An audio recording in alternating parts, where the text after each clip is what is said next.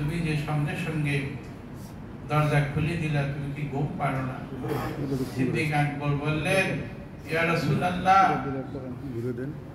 যেদিন থেকে আপনি বলছেন মক্কা থেকে মদিনায় হিজরত করবেন, সেদিন থেকে আমি আবু বকর বিছনায় পিঠ লাগাই না, আমি এইভাবে দাঁড়ায় থাকি, অপেক্ষা করি যে কখন আমার দয়াল নবী ঈশান নায়ক। এটার নাম হলো প্রেম, এটার নাম হলো প্রেম। যে সিদ্দিক আকবর মেরাজ শরীফের সঙ্গী, গায়ে রাসূলের সঙ্গী, যেখানে সাপে বিষ দিছিল সেই বিষ বহন করছিলেন সিদ্দিক আকবর। এই সিদ্দিক আকবর রাসূল সাল্লাল্লাহু আলাইহি সাল্লামের মেরাজ শরীফে আল্লাহ তাআলা একজন সিদ্দিক আকবর ফেরেশতাকে বানায় দিয়েছিলেন রাসূলের মহব্বতে। যে সিদ্দিক আকবর এখনো রাসূলের রওজা পাকে দয়াল নবীর খেদমতের মধ্যে আছে। যে সিদ্দিক আকবর কাল হাসরের দিনে সর্বপ্রথম বেহেশতে যাবে আল্লাহ রাসূলের সঙ্গে, যে সেই সিদ্দিক আকবরকে অনেক মানুষ নানান রকম কথা বলে, মনে অনেক দুঃখ হয়, কষ্ট হয়। যেই মানুষেরা জাহেলেরা না বুঝা না শুই না নিজের মন গড়া পাবে অনেক কথা বলে আশিকদের মনের মধ্যে কষ্ট দেয়। এই কষ্ট তো আশিকদেরও হয়, আল্লাহ রাসূল সাল্লাল্লাহু আলাইহি ওয়াসাল্লামের। যে সিদ্দিক আকবর দয়াল নবীর খেদমতে এখনো রওজা পাকে আছে,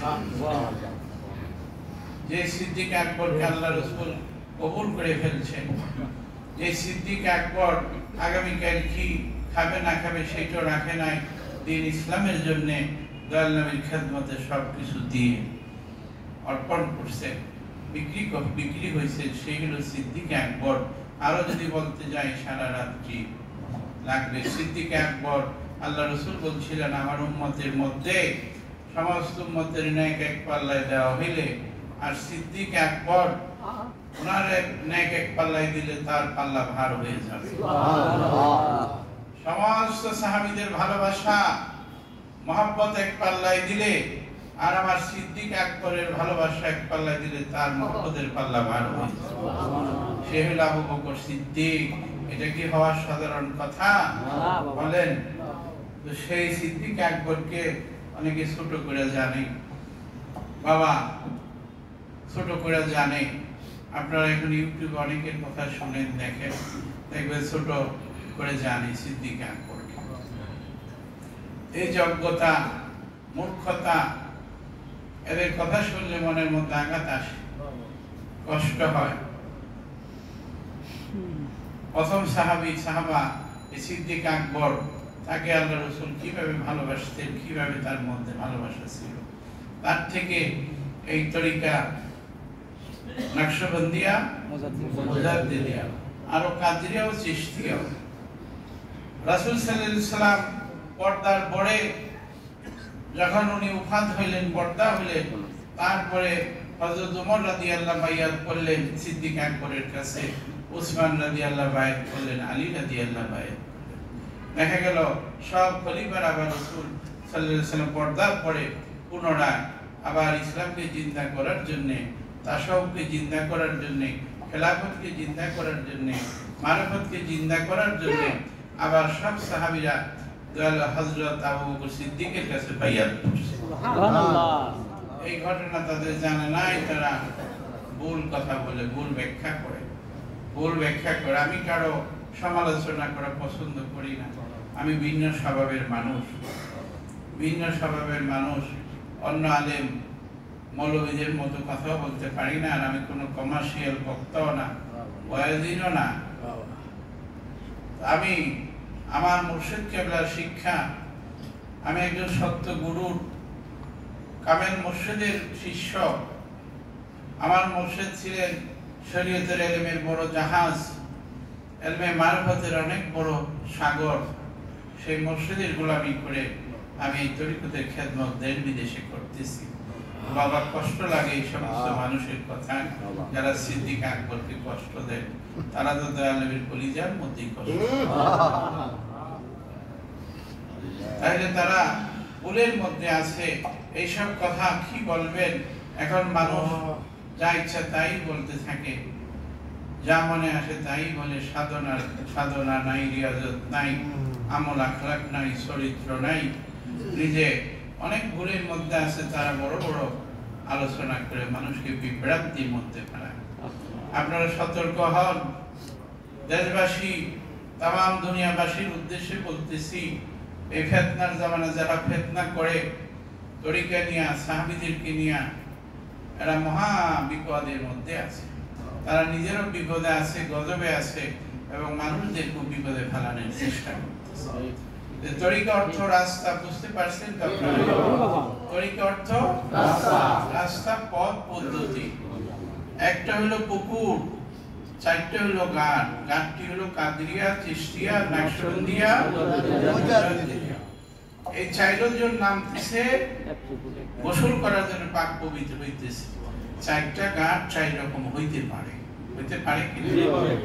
চারটা পথ চার রকম হইতে পারে, চার ডিজাইনের হইতে পারে, চার নমুনার নকশা হইতে পারে, চার রকমের সুন্দর হইতে পারে। চার পন্থাতে চারটা ঘাট হয়েছে। এক এক তরিকার এক এক সিস্টেম, বিধান আছে, শিক্ষা দীক্ষা আছে, তালিম তালকিন আছে, সবক আছে। এক এক তরিকতের এক একটা মুকাম মঞ্জিল, দায়রা আছে, বিভিন্ন রকমের সলুক আছে, সায়ের আছে, বাঁকা আছে, পানা আছে। এক এক তরিকতের এক একটা ভিন্ন ভিন্ন সবক। যেমন বিভিন্ন ডাক্তারের বিভিন্ন রকমের প্রেসক্রিপশন আছে, আছে কি? তদ্রুপ মুর্শিদের এরকম শিক্ষা আছে। তো বাবা, এখন কামেল মুর্শিদ আর এই যে ফাসিকি যারা প্রচার করে, যারা ফাসিকি কথাবার্তা বলে, অপপ্রচার করে, তাদেরকে দাঁত ভাঙা জবাব দেওয়ার জন্য আপনারা প্রস্তুত থাকবেন, থাকবেন তো? আমি কিন্তু বলি না, আমি ভিন্ন। আমার পীর কেবলা জান বলছিল, বাবা জাকের, তুমি ভিন্ন জামালি মানুষ, তোমাকে আল্লাহ ভিন্ন করে পাঠাইছে। আমার পীর কেবলা জান বলছিলেন যে, বাবা তুমি তো জামালি জাকের, তোমাকে ভিন্ন করে আল্লাহ পাঠাইছে। তুমি কখনো মানুষের বিপদ করো নাই, বদনাম করো নাই, কখনো কারো ভালো মন্দ বলো নাই। এটা তোমার স্বভাব, এটা একটা ভালো স্বভাব। আমি সেই মানুষ এখন বিপদে পড়ে যাই, মুসিবতে পড়ে যাই, যেই যে সিদ্দিক আকবরের কথা বলে, তখন মনের মধ্যে একটা বড় দাগ কাটে, কলিজার মধ্যে ব্যথা আসে। আসে কিনা? কেউ যদি দয়াল নবীর ব্যাপারে বলে আপনাদের কষ্ট লাগে, এইরকম সিদ্দিক আকবরের ব্যাপারে। সিদ্দিক আকবর থেকে তরিকা আসলো মুজাদ্দিদ আল বেসানি হইয়া, তারপরে সুফি ফতেহ আলী ওয়াইসি হইয়া, ওয়াজিদ আলী শাহ মেহেদি হইয়া তাম দুনিয়ায় তরিকা ছড়ায় গেল। এই তরিকার মধ্যে থাইকে অনেক মানুষ তরিকার অপপ্রচার করতেছে। তাইলে তারা নিজেরই বাপ মার বদনাম করে, তাহলে এই সমস্ত সন্তান ভালো কিনা? ভালো কিনা? সন্তান হয়ে বাপ মার বদনাম করা যাবে না। তারা এই সমস্ত কাজ করে তরিকা থেকে খারিজ হয়ে যায়, তারা ভুলের মধ্যে আছে। আপনারা সুতরাং কথা বলতে পারলি মানুষ না, পরিশুদ্ধ মানুষ হন। এলেম বহু মানুষের আছে, বহু মানুষ বহু জানে, বহু পণ্ডিত আছে, কিন্তু পরিশুদ্ধ মানুষের খুব অভাব। পরিশুদ্ধ তাজকিয়ে নফস, নফসের ইসলাহ, কাদ আফলাহ মান তাযাক্কা ও যাকারা ইসমা রাব্বিহি ফাসাল্লা। ওই ব্যক্তি সফল কাম হয়েছে যে নিজের আত্মাকে পাক পবিত্র করতে পারছে। আপনারা ওই বিষয়ে ডুব দিতে চেষ্টা করেন, এই সমস্ত ফিতনা না করে সাধনা এবং শরীয়তের হুকুম পরিপূর্ণভাবে পালন করেন, তবে ইলমে মারফত আপনাদের জন্য সহজ হয়ে যাবে। শরীয়তটাকে তারা এমন ভাবে ক্ষতিগ্রস্ত করতেছে, ইসলামকে। শরীয়তের মধ্যে, শরীয়তের ভিতরে মারফত লুকায় আছে, মারফতের ভিতরে শরীয়ত লুকায় আছে। শরীরের মধ্যে মারফত আছে, শরীয়তের মধ্যে, শরীরের মধ্যে শরীয়ত আছে, মারফত আছে, দুটোটা আছে। দুটোটা করতে হবে। সমস্ত ইমামদের রায় দেখেন, বড় পীর সাহেব আব্দুল কাদের জিলানী আল গিলানি বাগদাদি, উনি 18 পাড়ার হাফেজ হইয়া দুনিয়ার জমিনে আগমন করছে। তারপরে দেখা গেল উনি একজন পীরের খেদমত করছেন, উনি একজন মুর্শিদের খেদমত করছেন, আবু সাঈদ মাকজুমি। আবু সাঈদ, ওনার পীরের নাম হলো আবু সাঈদ মাকজুমি। উনি অনেক দিন, দীর্ঘদিন ওনার মুর্শিদের গোলামি করছে, পায়রবি করছে, পীরের বাড়ি ভাগ ভান্ডারে খেদমত করে এই জাগের ভাই বোনদেরকে খানা খাওয়াইছে। তারপর ওনার মুর্শিদ আবু সাঈদ মাকজুমি তো কাদিরিয়া তরিকার যে ইমাম বড় বিশ্বাস, তার আগে ওনার মুর্শিদ ছিল কিনা? ছিল কিনা? তাইলে তারপরে সে ইমাম হলো কিভাবে? এটার আবার অন্য একদিন আমি ব্যাখ্যা দিব আপনাদের। তারপরে গরিবে নওয়াজ মঈনুদ্দিন চিশতি, যার থেকে চিশতিয়া তরিকা, যে চিশতিয়া তরিকার ইমাম, উনি ওনার মুর্শিদ খাজা উসমান হারুনি, খাজা উসমান হারুনি, উনি দীর্ঘদিন আপন পীরের খেদমত করছে। কোন জায়গায় পাওয়া যায় 18 বছর উনি গরম চুলা মাথায় রাখতো পীর মুর্শিদের খেদমতে। তো তার পীর ছিলেন খাজা উসমান হারুনি। উনি দোয়া করছিলেন যে হে মঈনুদ্দিন চিশতি, আমি তোমার দোয়া করে গেলাম, আমার কবরে, আমার মাজারে কেউ যাবে না, বেশি লোক চিনবেও না, কিন্তু তোমার কবরে, তোমার মাজারে তামাম দুনিয়ার মানুষ যে জিয়ারত করবে। আল্লাহু আকবার। আপনারা কি বেশিরভাগ মানুষ জানেন কিনা যে আবু উসমান হারুনির মাজার কোথায়? জানেন কিনা? বড় পীর সাহেবের পীরের মাজার কোথায় জানেন কিনা? অনেকেই আমাদের জানা নেই। আবু সাঈদ ও উসমান হারুনি, খাজা উসমান হারুনি, উনি দোয়া করে উনি হজ করতে গেলেন, হজে যে ইন্তেকাল হয়েছেন, ওনার কবর মাজার হলো জান্নাতুল মুআল্লার পাশে। সুবহানাল্লাহ। অনেকে চিনবে না, জানবে না। উনি দোয়া করে গেছিলেন খাজা উসমান হারুনিকে, এই মঈনুদ্দিন চিশতিকে, যে তোমার তামাম দুনিয়ার মানুষ এসে জিয়ারত করবে। আপনারা আজমি শরীফে যান, যা দেখেন সর্বক্ষণ হাজার হাজার মানুষ জিয়ারত করতে আসে। সকল ধর্মের মানুষ, সকল জাতি ধর্ম নির্বিশেষে জিয়ারত করতে শিখে। এই যে পীরের দোয়ায় কাজ হয়ে গেছে। নকশায় নকশবন্দ খাজা বাহাউদ্দিন নকশবন্দ বুখারী, বুখারাতে তার বাড়ি, ওখানে উনি আগমন করছেন। বুখারা, নকশায় নকশবন্দ খাজা বাহাউদ্দিন নকশবন্দ বুখারী, যে নাকি যেদিকে তাকাইতো সেদিকে আল্লাহ নামের নকশা হয়ে যায়, যেদিকে তাকাইতো সেদিকে আল্লাহ নামের নকশা হয়ে যায়। কুকুরের দিকে তাহলে কুকুরের মতো আল্লাহ আল্লাহ আল্লাহ আল্লাহ জারি হইতো, নকশা হয়ে যেত। তাকে বলা হয় নকশবন্দি। উনি ওনার মুর্শিদ ইউসুফ জামিল হামদানি, ইউসুফ জামিল হামদানির কাছে উনি মুরিদ হইছেন। দীর্ঘদিন পীরের পায়রবি গোলামি করছেন। যে উনি যে তরিকার ইমাম হলেন, তার আগে তার মুর্শিদ ছিল কিনা? আরো একাধিক অনেক মুর্শিদ ছিল, যেটা রাসূল সাল্লাল্লাহু আলাইহি ওয়াসাল্লামের পর থেকে, সাহাবীর পর থেকে অনেক পর্যায়ক্রমে আসছে। এইভাবে মুজাদ্দিদিয়া তরিকার ইমাম মুজাদ্দিদে আল-ফিসানি, যে দ্বিতীয় হাজারে মুজাদ্দিদ, রাসূল সাল্লাল্লাহু আলাইহি সাল্লাম পর্দার 1000 বছর পরে, যখন 1000 পার হয়ে গেছে, দ্বিতীয় হাজারে যার আগমন, সে হলো মুজাদ্দিদ আল-ফিসানি। উনি সমস্ত বেলায়েতের ভান নিয়ে আসছিলেন দুনিয়াতে। আপনারা তরিকা ভালো করে বুঝেন, তরিকা ভালো করে বুঝেন। শুধু বই পুস্তক পড়ে মুখস্থ বিদ্যা নিয়ে প্রচার করলেই তরিকতের প্রচার হবে না। আসল বিষয় বুঝবার চেষ্টা করেন, অনুধাবন করেন।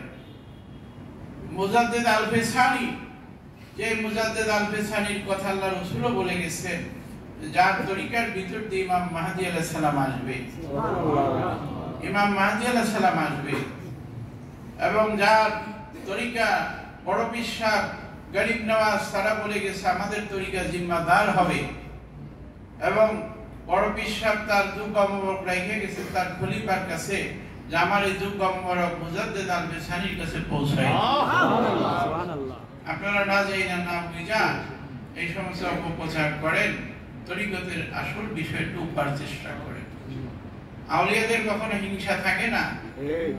আউলিয়াদের কখনো হিংসা, যারা আসল খাঁটি আউলিয়া হবে, কামেল হবে, মুকাম্মেল হবে, যারা হাজি হবে, তারা কখনো হিংসা করবে না, মানুষের খারাপ চিন্তা করবে না, তারা কখনো মানুষের সমালোচনা করবে না। যারা আপনারা পণ্ডিত বড় বড় মনে করেন, তারা একটু শুনেন লাইভ চলতেছে কিনা। এই লাইভের মধ্যে দেওয়া আছে, আপনারা ভালো করে শুনে রাখেন আমার এই কথাটি। আমার জীবনের অভিজ্ঞতা, আমি আমার 40 বছর সাধনার জীবনের কথাটি আপনাকে বলতেছি। দেশবাসী তামাম দুনিয়া মানুষের কাছে বলতেছি সত্যটা। সেই মুজাদ্দিদ আল-বিসানি উনি ওনার মুর্শিদের কাছে, ওনার মুর্শিদ বাকাবিল্লাহ, ওনার মুর্শিদ বাকাবিল্লাহ, উনি ওনার পীরের কাছে মুরিদ হইলেন, বহুদিন খেদমত করছেন। সেই বাকাবিল্লাহর মারফতে ওই বড় পীর সাহেবের রাখা জুব্বা মোবারক উনি পাইছিলেন। ওনার বাবার কাছ থেকে, মুজাদ্দিদ আল-বিসানির বাবার কাছ থেকে উনি কাদরিয়া চিশতিয়া তরিকা হাসিল করছেন, বলেন সুবহানাল্লাহ।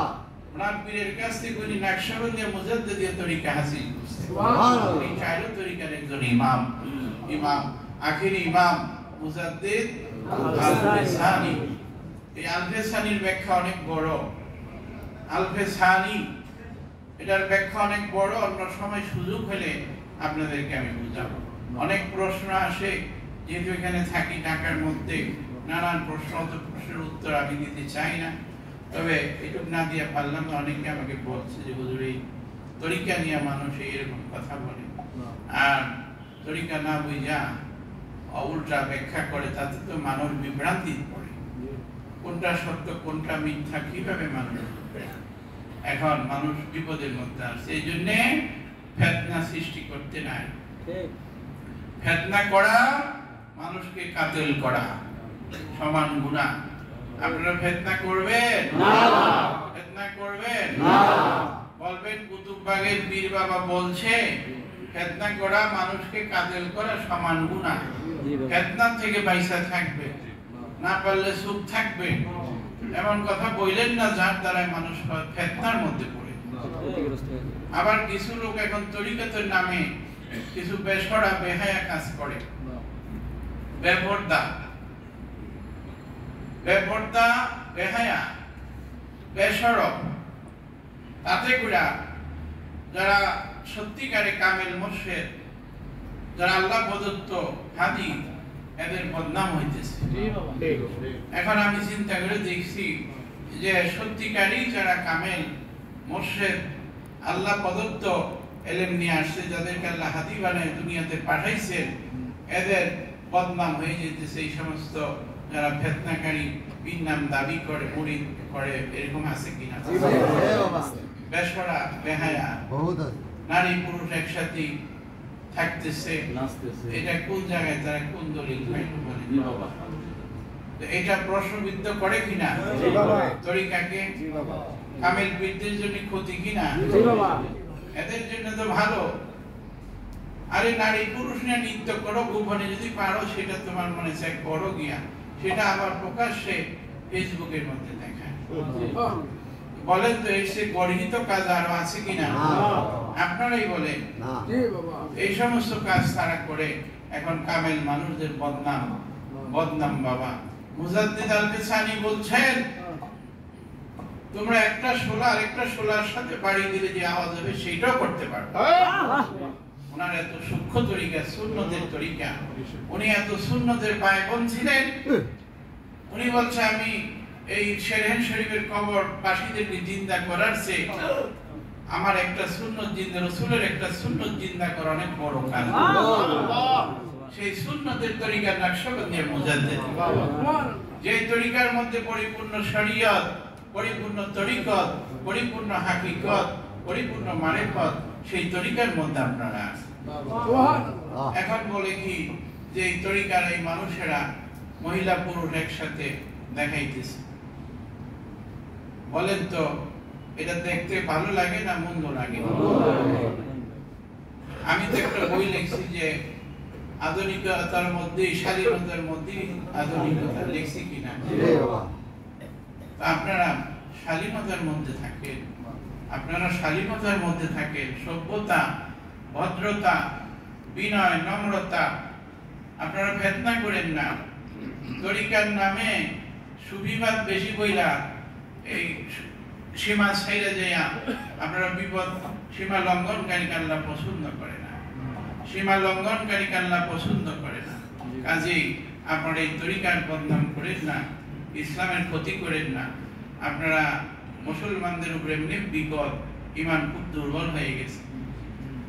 এই সোশ্যাল মিডিয়ার যুগ, অত্যাধুনিক যুগ, মানুষের ইমান এইভাবেই দুর্বল, আরো আপনারা বিপদের মধ্যে ফেলাইতেছেন। ছেলে মেয়ে একসাথে নৃত্য করাইতেছেন, নাচাইতেছেন, গান বাজনার মধ্যে দিয়া বলতেছেন ইসলাম করেন। এই ইসলাম কোথা থেকে পাইলেন বলেন? এই রকমের অনেক আছে যাদের কারণে আমরা বিপদের মধ্যে আছি।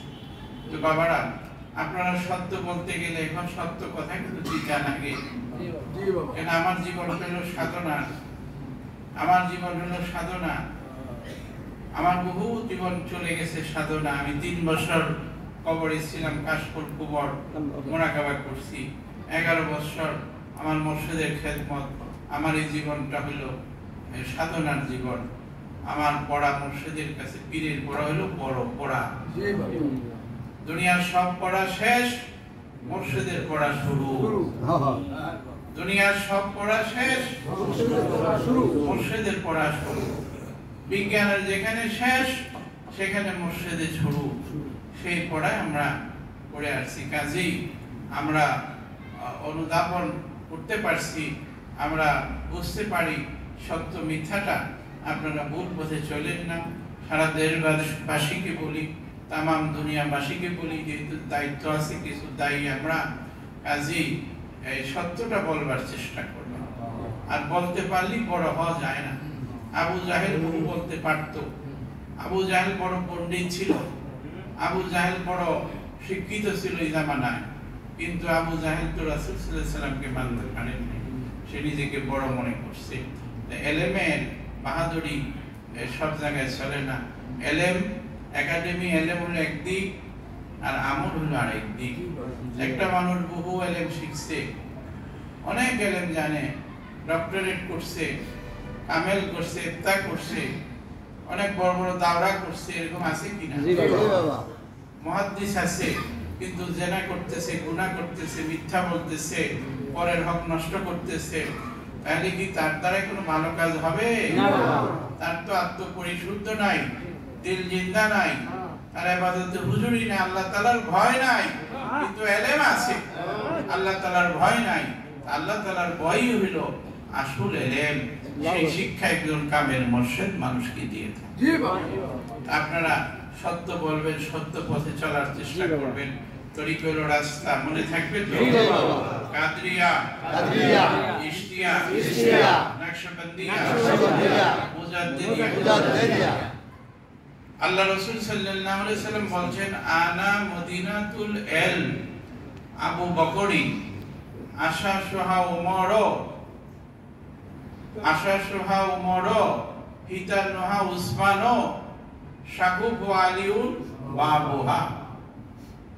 আল্লাহ রাসূল বলেন, আনা মদিনাতুল ইলম আবু বকরি আশাশুহা উমর, হিতানুহা উসমান, শাকুফ আলিউন বাবুহা। দাইলামি শরীফ, দাইলামি শরীফের হাদিস তামাম দুনিয়াবাসী যাই না রাখেন। এই হাদিসের মধ্যে আল্লাহ রাসূল বলতেছেন যে আমি হইলাম এলেমের শহর, এলেমের শহর, এলেমের শহর। এই শহরে, শহরের ভিত্তি, ফাউন্ডেশন, শহরের ভিত্তি ফাউন্ডেশন সিদ্দিক আকবর আবু বকর সিদ্দিক রাদিয়াল্লাহু তাআলা। সুবহানাল্লাহ। দেওয়াল হলো হযরত ওমর, ওমর রাদিয়াল্লাহু তাআলা। সুবহানাল্লাহ। সাদুল হযরত উসমান রাদিয়াল্লাহু তাআলা। সুবহানাল্লাহ। দরজা হলো হযরত আলী রাদিয়াল্লাহু তাআলা। সুবহানাল্লাহ। আনা মদিনাতুল ইলম আবু বকরি আশাশা ওমর ইতানুহা উসমান শাকুফ আলিউন বাবুহা।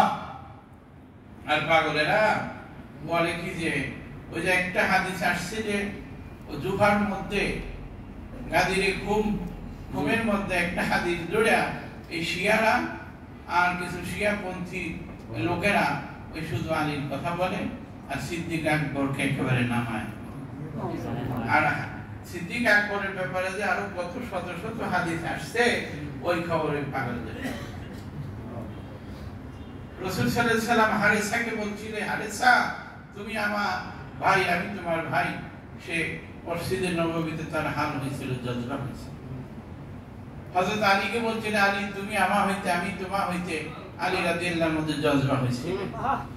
এরকম বিভিন্ন সাহাবীদেরকে, বেলাল রাদিয়াল্লাহু একবার জজবা হইল, একটা আয়াত নাযিল হলো, ওয়ালাকিন্নাল্লাহ ইয়াদাই মাইয়াশা, আমি আল্লাহ যাকে ইচ্ছা করি আমার পথ দেখায় থাকি। এই আয়াত নাযিল হওয়ার পরে হযরত বেলাল রাদিয়াল্লাহু নাচতে শুরু করলো যে আল্লাহ আমাকে সত্য পথ দেখায় দিয়েছে, আল্লাহর পথ দেখায় দিয়েছে। এটাকে বলা হয় জজবা। কি বলা হয়? জজবা। হাল জজবা। এই জজবা মানুষের মধ্যে হবে, ইমানদারের মধ্যে হবে, হাল মানুষের মধ্যে হবে। না বুঝা মনে করে আমরাই বেশি বুঝি কথা বললে অপপ্রচার করেন না। আর কিছু কথা আছে সীমা লঙ্ঘন করা যাবে না। স্থান কাল পাত্র, স্থান বিশেষ, কাল বিশেষ, পাত্র বিশেষ। স্থান বিশেষ, কাল বিশেষ, পাত্র বিশেষ কথা বলতে হবে। স্থান কাল পাত্র আপনারা যথাযথ সব কথা ওই মিডিয়ার মধ্যে বলে দেন, ওই সোশ্যাল মিডিয়াতে বলে দেন। এর চেয়ে বড় পাগল আছে বলে? আরে পাগলরও তো একটা চিন্তা করে কথা বলে। হ্যাঁ, আপনারা ফিতনা সৃষ্টি করতে চান? আপনারা সঠিকভাবে মানুষকে পথ দেখান। কোরআন শরীফের মধ্যেই অনেক কথা আছে যেটা আম মজলিসে বলা নিষেধ আছে। এজাজতে খাস, এজাজতে আম, এজাজতে খাস, এজাজতে আম। কিছু কথা আছে আম মজলিসে কোরআন হাদিস বলা যাবে, কিছু কথা আছে যেটা খাসভাবে বলতে হবে। স্বামী স্ত্রী বিবাহ শাদী হয়ে গেলে এই বাসর করা জায়েজ না না জায়েজ? এখন এই জায়েজ কাজটা কি রাস্তার মধ্যে এই আম পাবলিকের সামনে করা যাবে? না, তার গোপনত্ব রক্ষা করতে হবে। এই পাগলেরা যারা বুঝো না, জ্ঞানের অভাব, নলেজের অভাব, তোমরা শুই না রাখো।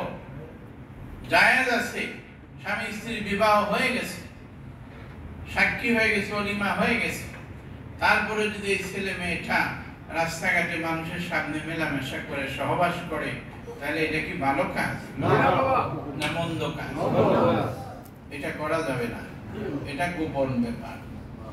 এমন কিছু কথা থাকতে পারে যেটা পীর মুরিদ জানে, কিন্তু সেটা সবকের বিষয়, সেটা তুমি পীর আর মুরিদের মধ্যে বলতে পারবা। কিন্তু আমভাবে এই সমস্ত কথা বললে এটা ফিতনা হবে কিনা? এখানে প্রাইমারি ছাত্র কেউ যদি ইউনিভার্সিটির কোনো বিষয়, কোনো সেক্টরতে আপনারা পারবেন কিনা, বুঝবেন কিনা, তো বাবা এই জ্ঞানের স্বল্পতার কারণে আমরা অনেক বিপদের মধ্যে আছি। বহু কষ্টের কারণে আজকে এই কথাটি আমি বললাম। অনেকদিন চিন্তা করছি না বললে হবে না, সতর্ক করি না তো আল্লাহ আমাকে ধরবে। তোমাকে তো এই জ্ঞান দান করছিলাম, তুমি কেন এটা বলো না? এই সমাজ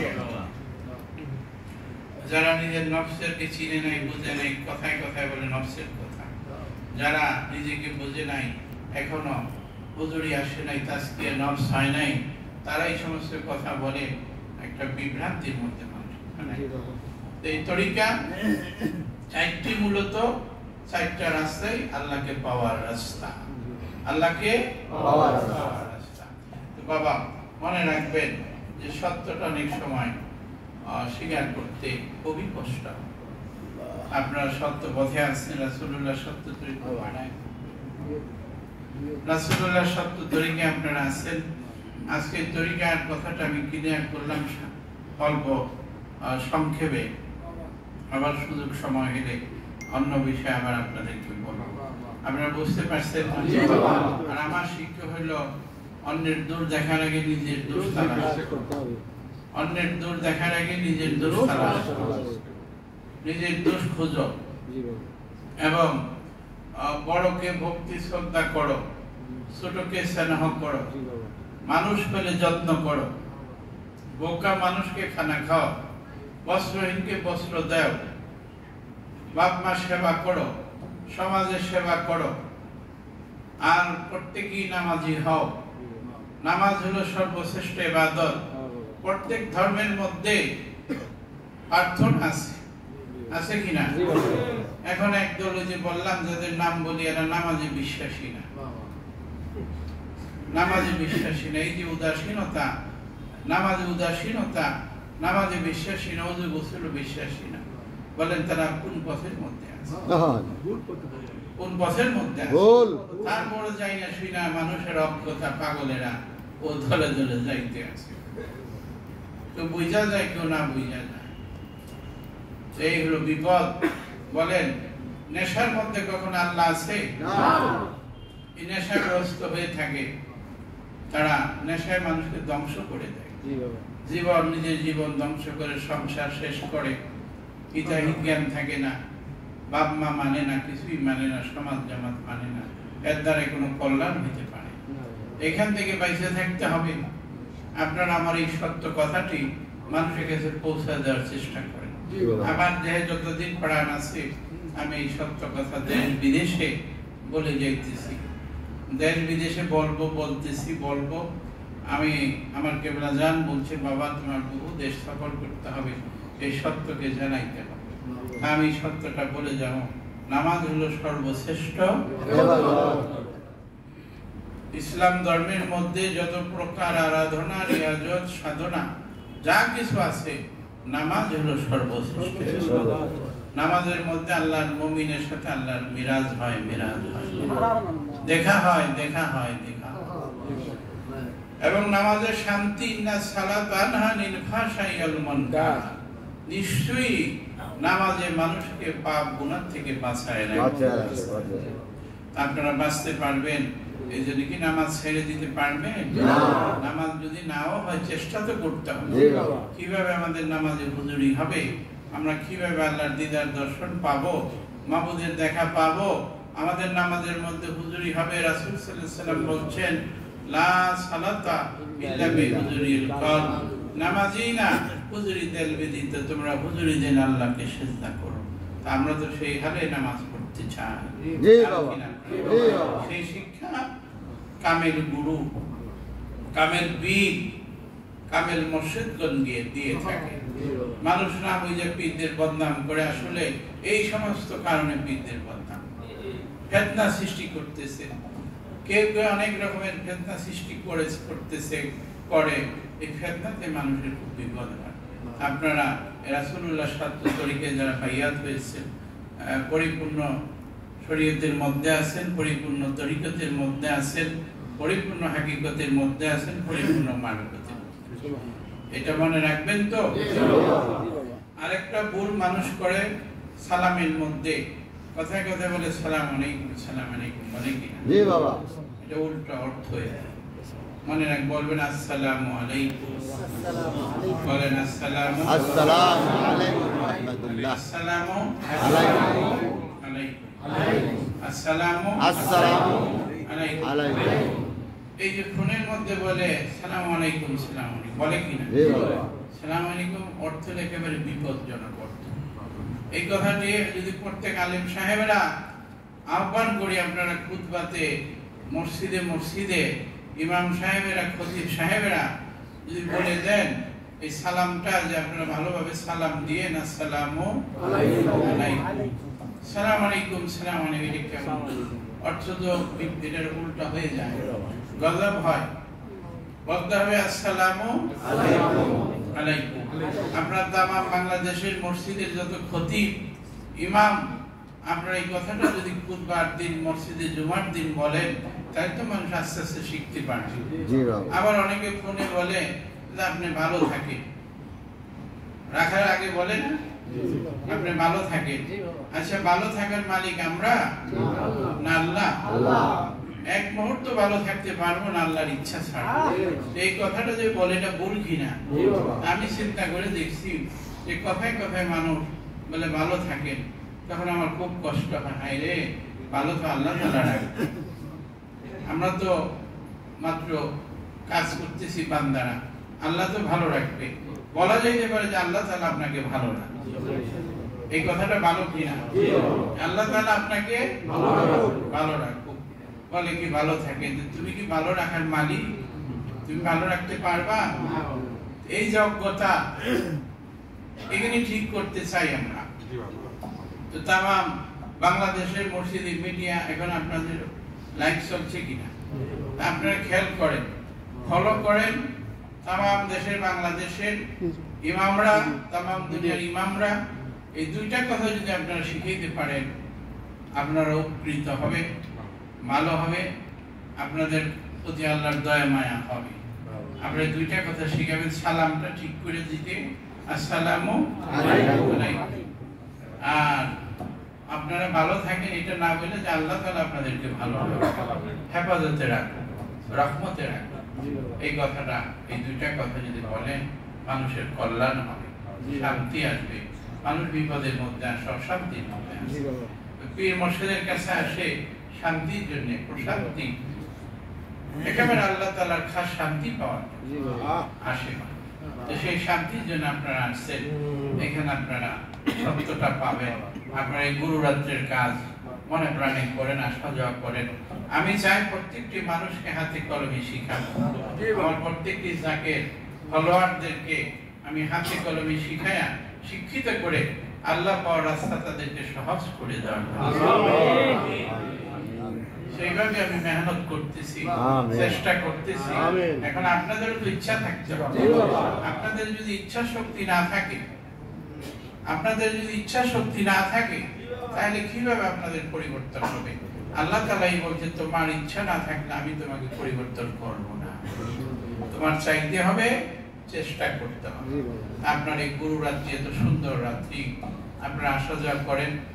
সহবতের দ্বারাই সহবতের চলে তোরা চলে গুনাহ, সহবতের তলে তোরা তলে গুনাহ। সৎসঙ্গে স্বর্গে ভাস, অসৎসঙ্গে সর্বনাশ।